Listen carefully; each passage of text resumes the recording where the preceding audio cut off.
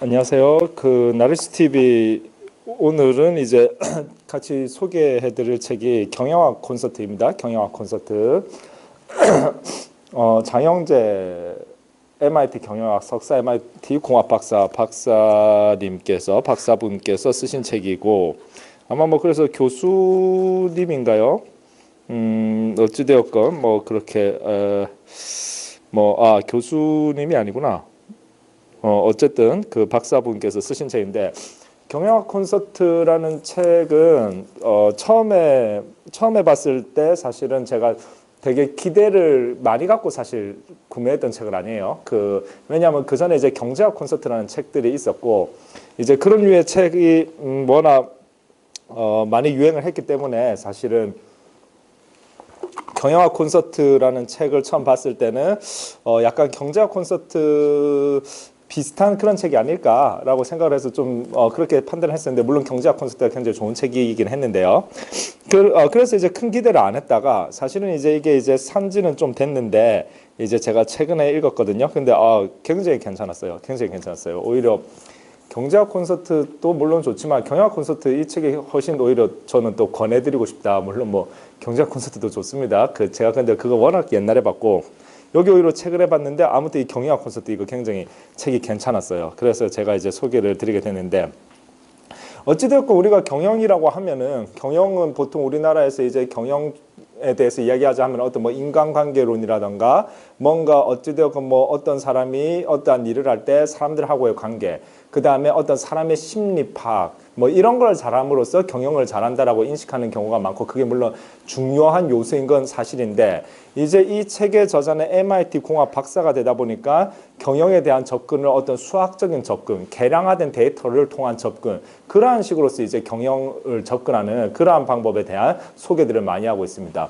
사실 우리나라가 IMF 옛날에 겪은 이후로 훨씬 더 데이터에 입각한 그래서 어떤 통계학에 입각한 그러한 경영들을 많이 도입을 하기 시작을 했죠. 그래서 어떤 문제 해결 능력을 방금 제가 말씀드렸던 어떤 인간의 심리를 잘 읽어내고 팀워크의 어떤 옛날에 무슨 뭐 신바람 경영 이렇게 해서 팀워크의 어떤 동기부여도 잘 해내고 그러한 리더십으로 이제 경영하는 것이 중요한 요소인 건 분명한 사실인데 그것만으로 되는 것이 아니라 즉 리더의 영감 하나만으로 되는 것이 아니라 이제는 어떤 객관화된 데이터 통계학적으로 접근이 가능한 계량적 데이터로 접근이 가능한 객관화된 데이터를 통한 그러한 경영학을 반드시 지금 접목시켜야 되고 그렇게 해야 할 때 훨씬 더 큰 경영의 성취를 가져올 수 있다는 것을 우리가 생각을 해본다라고 할 것 같으면은 그러한 수학적인 어떠한 통계학적인 어떠한 그러한 도구를 활용해서 경영을 접목시키는 것은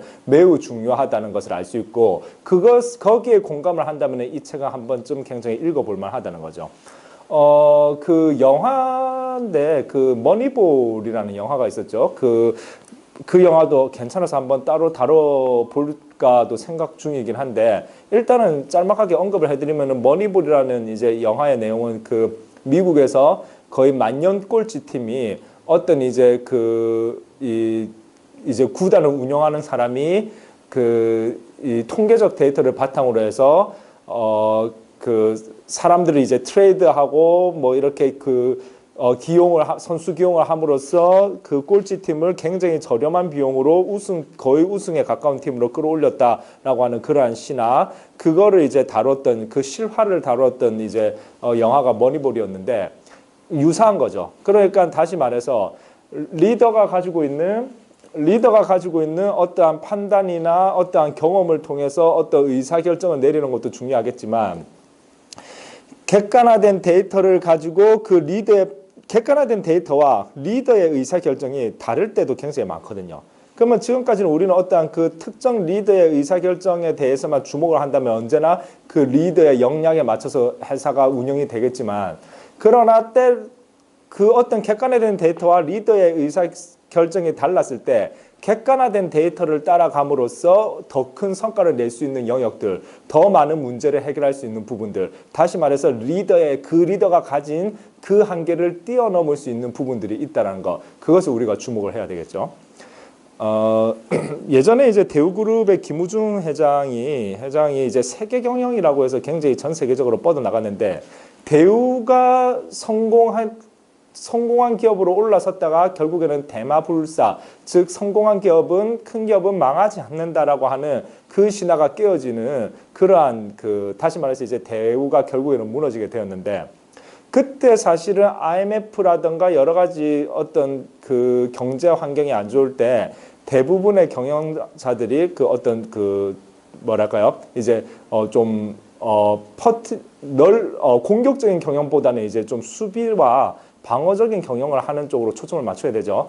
근데 그때 이제 김우중 회장은 굉장히 적극적인 공격적인 경영, 세계 경영을 이어나갔고, 그래서 이제 그런 부분에서 이제 부채가 감당할 수 없을 정도로 많이 쌓이다 보니까 이제 기업이 무너지게 되었다, 이러한 분석들도 있죠. 물론 대우가 패망한 데 있어서의 분석은 너무나도 다양하게 있습니다. 김우중 회장 본인은 이제 오히려 정치 보복을 당했다, 이런 느낌으로 어떤 인터뷰를 했던 거를 제가 읽었던 기억도 있는데요. 그러한 요소일 수도 있고, 어쨌든 다양한 어떤 시각으로 바라볼 수 있지만, 어쨌든 포인트는 뭐냐면, 기업이 일어설 때에도 뛰어난 회장의 인스피레이션, 영감으로 일어섰지만, 그러나 어떤 위기를 돌파할 때 조금 더 객관적인 데이터를 차분하게 반영을 시키려는 노력이 반드시 필요하다. 왜냐하면은 훌륭한 리더 때문에 성공한 기업이 역설적으로 또 그 리더가 가진 어떠한 선입견 때문에, 그러니까 과거의 성공이 언제나 미래의 성공을 보장하는 건 아니잖아요. 과거의 성공이 때때로는 미래의 실패를 가져오는 저주가 될 수도 있고, 현재의 실패가 미래의 성공을 가져오는 열쇠가 될 수도 있기 때문에, 그런 부분은 너무나도 다양하기 때문에 훌륭한 리더는 매우 중요하지만, 그 훌륭한 리더가 가지고 있는 어떤 성공에 대한 자기 확신이 역설적으로 기업의 실패를 가져오게 할 수도 있다. 그러면은 그러한 어떠한 그러한 어떠한 위험성을 최소화시키기 위해서는 이 데이터화된 수학적 접근이 중요하다는 것이죠. 지금 경영학 콘서트라고 하는 이 책에서 보면은 이런 부분이 나오죠. 진정한 의미의 현대 경영은 제2차 세계대전에서 잉태된다. 전 세계적으로 총력전이 펼쳐지던 당시에 수학자들과 물리학자들에게 새로운 과제가 주어졌다. 바로 급박한 상황에서 작전과 전술 수행 시에 제한된 자원을 최대한 효율적으로 활용하고 최소한의 자원으로 목표한 성과를 이루는 방식을 찾아내라는 것이었다. 이들이 개발한 과학적 방법들이 종전 후 수학과 경영의 융합이라는 경영의 르네상스를 촉발했다. 필립 모스는 바로 이 르네상스의 시작을 이끈 대표적인 인물 중 하나다. 이 부분 지금 보면 알겠지만 현대 경영은 2차 세계대전에서 잉태된다라고 표현을 하고 있죠. 즉 다시 말해서 경영이라고 하는 것은 전쟁도 물론 마찬가지겠지만 문제 해결 과정의 일련의 연속적 과정이라고 볼 수 있잖아요. 일련의 문제 해결의 연속적 과정이라고 볼 수 있는데, 문제 해결이 가장 급박하고 가장 효과적이고 효율적으로 이루어져야 되는 상황이 바로 어떠한 상황? 전쟁 상황이 되는 거죠. 즉 그러다 보니까 전쟁에서 어떠한 발전했던 수많은 어떤 접근법들이 현대 경영에 있어서 상당히 응용이 되고, 전쟁에서 사실은 가장 많은 어떤 경영의 전략들이 도출되어지거나 응용되어져서 나올 수 있다는 거죠. 물론 전쟁할 때 아까도 얘기했듯이 리더십도 중요하죠. 그러니까 예를 들어서 조조라던가 나폴레옹도 마찬가지지만 어떤 큰 산을 병사들이 이끌고 행군을 할 때 병사들이 지체하니까 조조가 뭐라고 했다? 이 언덕만 넘어가면은 저기에는 매실밭이 있기 때문에 실컷 달콤한 매실을 먹을 수 있다라고 이야기를 했고, 병사들은 머릿속에서 매실을 상상하니까 입에서 순간 침이 돌고 그래서 오히려 활력을 얻어서 그 산을 넘어갔다, 그런 이야기들도 있잖아요. 그것은 물론 어떠한 객관적 데이터를 넘어서는 능력 있는 경영자의 특출한 어떤 그러한 센스가 되겠지만, 어쨌든 대부분은 일단은 이제는 그 과학적 계산에 입각을 해서 경영의 어떠한 대차대조표, 그러니까 이제 요즘 재무상태표라고 하죠. 재무제표, 그 다음에 손익계산서를 그려야 한다라는 것이죠. 지금 이 책에는 여러 가지 사례들이 있는데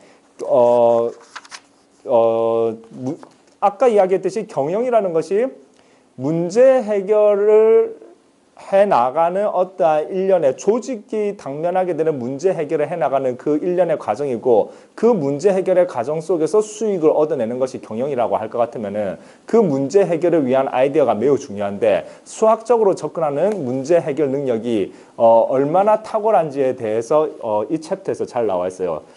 한 가지 사례를 이제 보여드리면은 뭐 여러 가지가 있지만 미국 국방부가 풍선놀이를 벌인 까닭이라고 되어 있는데 이게 이제 미국에서 국방부에서 이런 어떤 이벤트를 했다고 합니다. 예를 들면 이런 거죠. 여기 이제 풍선이 있는데 풍선을 미국 전역에 풍선인데 아무튼 이런 풍선 9개를 미국 전역에 곳곳에 숨겨 놓습니다.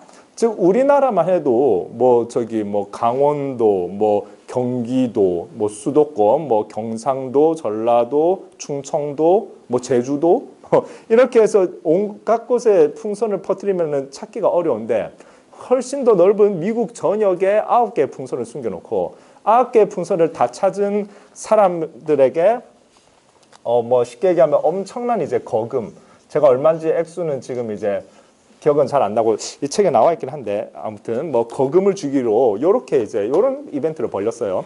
그러면은 어떤 이 과제를 누가 더 효율적이고 효과적으로 수행해냈느냐가 포인트가 될 텐데 그래서 이 과제를 이제 여러 사람들이 도전을 했는데 처음에 미국 국방부에서 이 과제가 해결될 때까지 예측했던 시간은 어느 정도 걸릴 것이다. 사람들이 그렇게 예측한 시간은 최대 9일 정도. 아무리 빨라도 이 풍선 9개를 다 찾기까지는 시간이 대개 9일이 걸릴 것이다. 그렇게 예측을 했다고 해요. 그런데 놀랍게도 이 10개, 9개가 아니라 10개군요. 예, 풍선 10개 날렸어요. 10개의 풍선의 정확한 위치를 가장 먼저 파악한 팀이 MIT 팀. MIT는 여러분들 아시다시피 매사추세츠 공대 미국의 굉장히 유명한 이제 대학이죠. 그래서 MIT 팀에서 불과 9시간 만에 이 문제를 해결을 해냈다고 합니다. 미국 전역에 퍼져 있는 이 풍선을 어떻게 9시간 만에 찾아냈느냐? 굉장히 흥미롭죠. 이 거금을 이제 이 MIT 팀에서 가져갔죠. 굉장히 흥미로운데 그 방법이 어떻다? 이것도 어찌되었건 문제를 해결해 나가는 그래서 어떠한 목표를 달성하는 그런 우리의 일종의 경영학적 아이디어로 응용되어질 수 있을 텐데요. 이 MIT 팀은 수학적 접근을 한 거죠. 즉 다시 말해서 상금이 이만큼이라고 치면은 이제 거금이라고 했죠. 이제 SNS에 글을 올리는데 뭐라고 글을 올리느냐? 풍선을 찾아서 제보해주는 사람들한테 얼마 준다고 했냐면은 $2,000를 주겠다. 그러니까 이 MIT 팀이요. 그러니까 풍선을 찾아서 이 이벤트를 벌린 거는 이제 미국 국방부고요. 그래서 이만큼의 거금을 주겠다고 했죠. 물론 이 $2,000는 이제 이 거금보다 작은 돈이겠죠. 어찌되었건 이 MIT 팀은 풍선을 찾아서 제보해주는 사람에게 첫 번째 사람에게 $2,000를 주겠다. 제보해주는 사람에게 $2,000를 주겠다라고 했어요.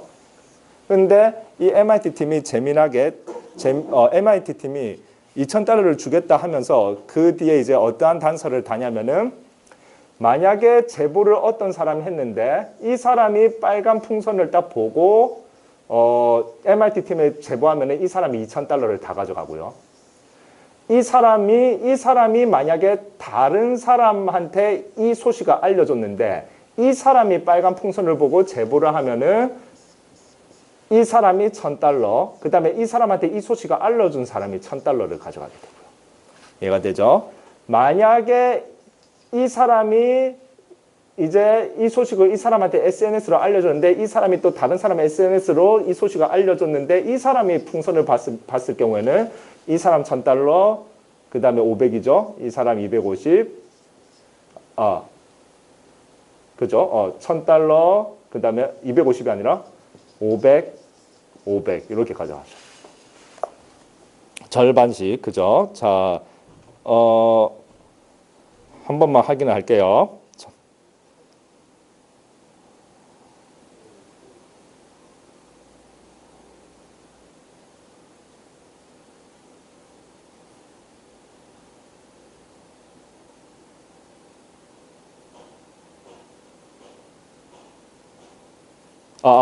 그죠, 그죠. 그, 2,000달러, 2,000달러를 받아가게 되고, 설명 정정합니다. 설명 정정합니다. 이렇게 돼요. 아까 MIT에서 이 소식을 받았는데 이 사람이 빨간 풍선을 보고 제보를 받았으면 2,000달러를 MIT가 줍니다. 알겠죠? 근데 이 사람이 다른 사람에게도 이 소식을 알렸는데 이 사람이 찾지 못하고 이 사람이 찾았을 경우에 그러면은 MIT에서 첫 번째 알려준 사람한테는 2,000달러를 주고 이 사람한테는 그 절반인 1,000달러를 주죠. 이해가 되시죠? 자, 그 다음에 만약에 이 사람이 MIT에서 이 사람한테 이 소식을 알렸는데 이 사람이 이 사람한테 이 소식을 알렸고 근데 이 사람도 풍선을 직접 찾지 못했고 이 사람도 풍선을 직접 찾지 못했는데 이 사람이 또 다른 사람한테 SNS로 이 소식을 알렸는데 이 사람이 풍선을 찾았을 경우 그러면 어떻게 된다? 이 사람이 MIT로부터 2,000달러 받고 이 사람은 1,000달러 받고 이 사람은 그 절반의 500달러를 받는다는 거죠. 이해가 되시죠? 즉 이렇게 계속 꼬리치기로 나갈 수 있다는 겁니다. 즉 다시 말해서 자 설명 이해되시죠?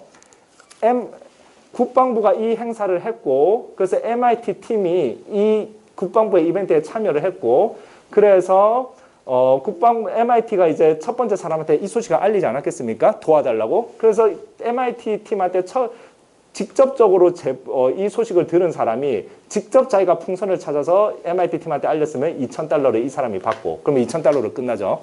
근데 이 사람이 또 다른 친구한테 SNS로 이 소식을 알렸어요. 근데 이 사람이 찾은 게 아니라 이제 소식을 받은 이 사람이 풍선을 찾았어요. 그러면 어떻게 된다? 이 사람은 그대로 2,000달러 받고 이 사람이 그 절반인 1,000달러를 받고 그 다음에 이 사람이 이 사람한테 알렸는데 이 사람도 찾지 못하고 이 사람도 찾지 못해서 이 사람이 다른 친구한테 알렸는데 그 다른 친구가 찾았을 경우에는 2,000달러, 1,000달러, 그 다음에 500달러를 받고 이런 식으로 이제 사례를 하겠다라고 MIT 팀이 한 거죠. 그러다 보니까 SNS가 워낙 많으니까 너도 나도 많이 전국에 퍼져나가게 되고 어찌되었건 뭐 단돈 1달러가 되었던 간에 풍선 하나 발견한 걸로 돈이 들어온다면은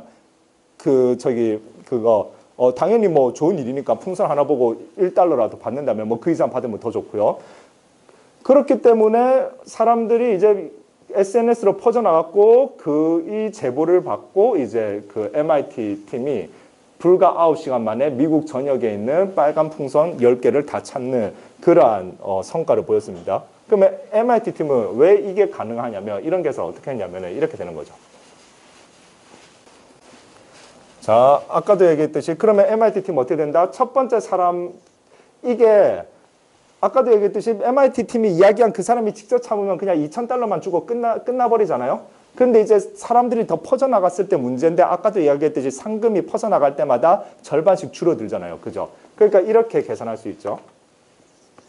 2,000달러 더하기 1,000달러 더하기 500달러 더하기 250달러 더하기 점점점점점 이렇게 점점 줄어들게 되죠. 이걸 무한으로 간다라고 해봤자 우리가 무한 등비급수 고등학교 때 배우잖아요.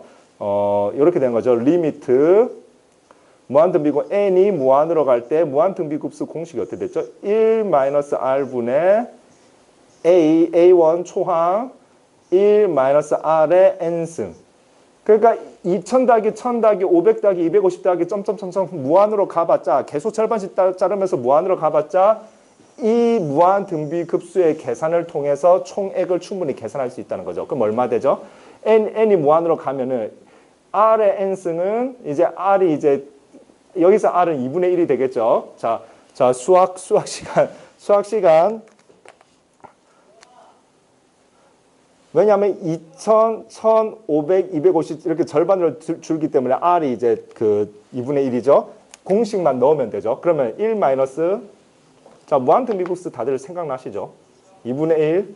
그 다음에 여기 r도 2분의 1의 n승. 그 다음에 a1은 2,000. 2,000이 되죠. 자, 그런데 n이 무한으로 가니까 2분의 1의 n승은 0이 되고, 그죠?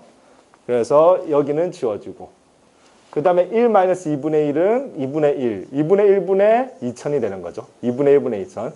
2분의 1분의 2천은 결국 이렇게 계산하면은 뭐다? 4천이 되는 거죠. 즉 다시 말해서 MIT 팀은 무한등비급수라고 하는 수학적 아이디어를 통해서 이렇게 2,000달러하고 이 계산법으로 나가면은 무한으로 퍼져갔자, 무한으로 나가봤자 뭐다?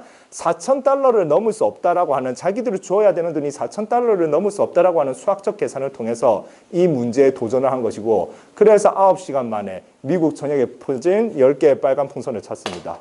자, 흥미롭죠? 굉장히 재미죠? 수학적 접근. 이거는 어떤 뛰어난 리더의 리더십 가지고 하는 것이 아니라 굉장히 날카로운 수학자의 수학적 논리를 가지고 찾은 것이죠.